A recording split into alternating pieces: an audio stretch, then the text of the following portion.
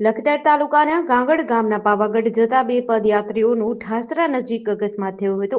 લખતરના ગાંગડ ગામમાંથી અંદાજે 40થી વધારે લોકો પગપાળા પાવાગઢ જવા નીકળ્યા હતા. ત્યારે આજે ઠાસરા નજીક પહોંચતા યાત્રીઓ આરામ કરવા બેઠા હતા. તે સમયે ધીરુભાઈ ગોરધનભાઈ સલૈયા તથા કેશાભાઈ પથાભાઈ બાવળિયા બંને પાણી પીવા માટે ઊભા હતા. ત્યારે પાછળથી આવી રહેલી એક રિક્ષાએ બંનેને અડફેટે લેતા અકસ્માત થયો હતો. અકસ્માતમાં ધીરુભાઈ ગોરધનભાઈ તથા કેશાભાઈ પથાભાઈને ગંભીર ઈજાઓ થતા 108 દ્વારા સારવાર અર્થે ઠાસરા સરકારી હોસ્પિટલે ખસેડાયા હતા. જ્યાંથી વધુ સારવાર અર્થે અમદાવાદ અને ત્યાંથી વધુ સારવાર અર્થે વિરમગામ પ્રાઇવેટ હોસ્પિટલમાં રેફર કરાયા હતા.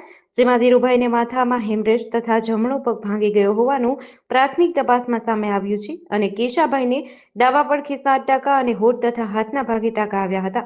અકસ્માત સર્જનાર રિક્ષા ચાલકને પણ ગંભીર ઈજાઓ થયાનું સામે આવ્યું હતું. જેડીસી ન્યૂઝ સાથે જયેન્દ્રસિંહ ઝાલા, લખતર.